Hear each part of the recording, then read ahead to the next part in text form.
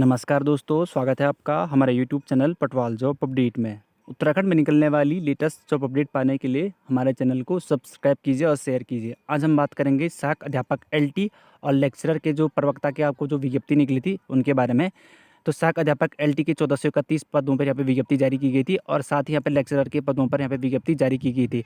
दोनों का रिजल्ट अभी लागू नहीं हो गया, अभी दोनों का रिजल्ट अभी आया नहीं है। तो उससे पहले शासन के द्वारा यहाँ पे एक लेटर प्रेषित किया गया है सभी यहाँ पे शिक्षा विभाग को। यहाँ पे जैसे जो सरकार के सचिव है, संयुक्त सचिव JL शर्मा, उत्तराखंड सचिव, उत्तराखंड शासन के द्वारा सभी यहाँ पे शिक्षा विभाग को एक लेटर जारी किया गया है। यहाँ पे एक जो आपके छात्र हैं पंकज कुमार, उनके द्वारा यहाँ पे रोस्टर लगाया गया था दिव्यांग के लिए। तो ये सिर्फ जो आपके सहायक अध्यापक एलटी में जो आपके PS के पद थे और साथ ही आपके जो लेक्चरर में PS के पद थे उनके बारे में एक अपडेट है, बाकी किसी के लिए नहीं है। तो ये सिर्फ सहायक अध्यापक एलटी और लेक्चरर के जो दिव्यांग छात्र हैं, आपके PS छात्र हैं, उनकी सुनने पर ये लागू होगा। तो इससे किस टाइप के छात्रों को फायदा होगा, पूरी जानकारी आपको वीडियो में मिल जाएगी। आप वीडियो में बने रहें,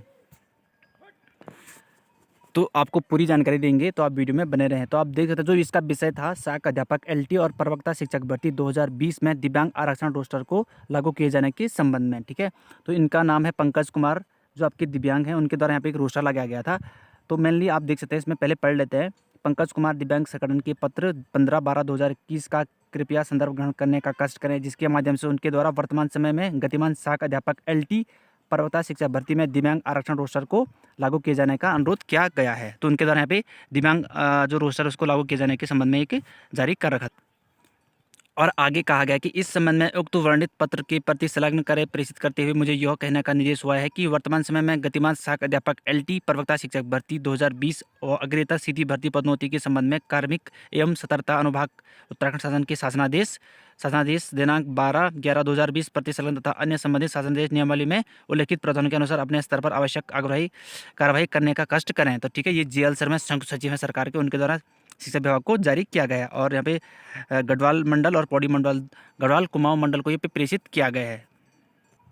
तो यहाँ पे देश में कार्यालय ज्ञाप यहाँ पे शासन को भेजा गया है, शिक्षा विभाग को। तो सबसे पहले हम बात करें PS की, आपकी 4 कैटेगरी होती है। ठीक है, 4 कैटेगरी में यहाँ पे PS के छात्रों को बांटा जाता है और 4 कैटेगरीज वाइज उनकी सीटों को डिवाइड किया रहता है। LT में और लेक्चरर में दोनों में उनकी सीटें डिवाइड की रहती है कि LT में इतने पद PS के हैं और लेक्चरर में इतने पद आपके PS के हैं, और उनकी कैटेगरी और उनकी सीटें फिक्स करी रहती है। तो आप यहाँ पे देख सकते हैं, पूरी डिटेल्स मिल जाएगी। दिव्यांगजन हेतु आरक्षण की मात्रा, दिव्यांगजन की सीधी भर्ती में पदोन्नति में भारत सरकार के अधिनियम 2016 द्वारा निम्नलिखित A, B, C और 3D यहाँ पे 3 कैटेगरीज यहाँ पे बनाई गई थी। यहाँ पे जैसे 4 कैटेगरी यहाँ पे डिवाइड करके रखा गया है। तो आप पूरी जानकारी आपको PDF में मिल जाएगी। डिस्क्रिप्शन में लिंक है टेलीग्राम चैनल का, वहाँ जाकर आपको इसको डिटेल से पढ़ सकते हैं। अब हम बात करें इसका जो मेन पॉइंट है, आप देख सकते हैं यहाँ पे आप जो आपके जो 4 कैटेगरी हैं, अंत एवं निम्न विविधता, बाधित एवं कम सुनाई देने वाला, चलन दिव्यांगता जिसके अंतर्गत परास मस्तिष्क घात ठीक किया गया, और चौथा होता है आस्तिक बौद्ध दिव्यांगता, सीखने का विशिष्ट दिव्यांगता के मानसिक या रोग। ये आपकी 4 कैटेगरी होगी PS की। इसका जो मेन पॉइंट है वो आप पढ़ लेते हैं।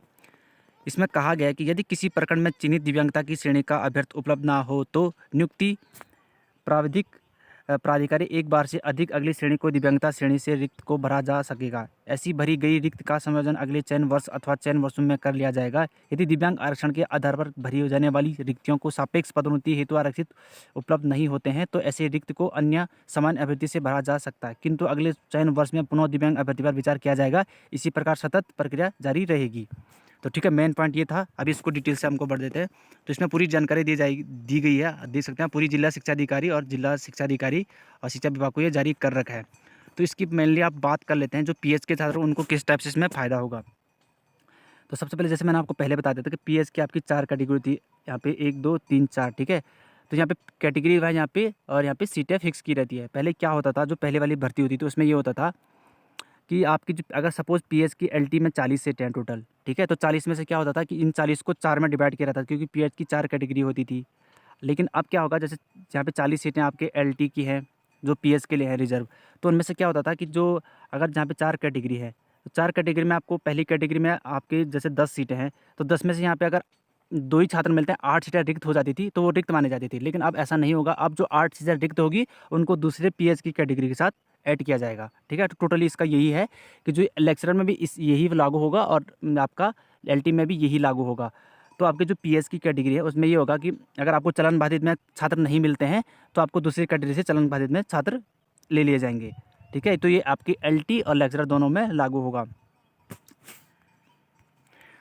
सपोज़ ये अगर हम लेक्चरर की बात करें, लेक्चर में अगर हिंदी की बात करें हम, तो अगर हिंदी में 20 यहाँ पे हिंदी की बात करें, अगर हिंदी में 5 सीटें आपकी पीएस के लिए हैं, तो 5 में से आपके ये लगा लीजिए आप, अगर चलन बाधित में आपके 1 वैकेंसी, आपकी 5 वैकेंसी है, 5 में से आपके 2 ही यहाँ पे छात्र मिलते हैं चलन बाधित में, और 3 रिक्त हो जाते हैं। जो 3 सीटें रिक्त होगी वो दूसरी कैटेगरी के पीएच में ऐड कर लिए जाएंगे। तो मतलब वो सीटें अब रिक्त नहीं मानी जाएगी, वो सीटें सिर्फ पीएच के छात्रों के द्वारा भरी जाएंगी। अगर जिस भी 4 में से किसी भी कैटेगरी में छात्र उपलब्ध नहीं होते हैं, तो वो दूसरी कैटेगरी के पीएच छात्रों के द्वारा भरी जाएगी। तो मेन पॉइंट इसका यही था, तो मैंने आपको पूरा से समझा लिया। बाकी अभी भी किसी को दिक्कत है तो आप टेलीग्राम यहाँ पे डिस्क्रिप्शन बॉक्स में लिंक है, वहाँ जाकर पीडीएफ को पढ़ सकते हैं। साथ ही कमेंट बॉक्स में कमेंट करके पूछ सकते हैं, आपकी पूरी जानकारी आपको दी जाएगी। तो ये थी, ये शासन के या सभी शासन के द्वारा शिक्षा विभाग को जारी कर दिया गया है। ये नई जो शिक्षक भर्ती होगी आपकी एलटी और लेक्चरर दोनों पे लागू होगा। तो जो आपके पंकज कुमार हैं, जैसे मैंने आपको शुरू में बताया था, उनके द्वारा सरकार को एक रोस्टर लगाया गया था। तो उनके द्वारा रोस्टर लगाने के बाद सरकार के द्वारा ये प्रेस विज्ञप्ति जारी की गई है। सहायक अध्यापक एलटी और लेक्चरर के दोनों के पदों पर ये जारी होगा। ठीक है, ये रोस्टर आपके लागू होगा। तो जैसे ही रिजल्ट आएगा, तो जैसे मैंने आपको बता दिया कि वो पीएच की जो सीटें होंगी वो आपको अन्य छात्र की पीएच कैटेगरी से भरी जाएंगी। इस बार को जो पीएच सीट है वो रिक्त नहीं मानी जाएगी। पहले रिक्त मानी जाती थी, लेकिन अब रिक्त नहीं मानी जाएगी। ठीक है, तो ये सभी जो पीएच वाले छात्र हैं उनके लिए एक बड़ी अपडेट है, क्योंकि इनकी कैटेगरी वाइज अलग अलग से कंडीशन होती है। बाकी कुछ और अपडेट आता है तो आपको चैनल के माध्यम से बता दिया जाएगा। धन्यवाद।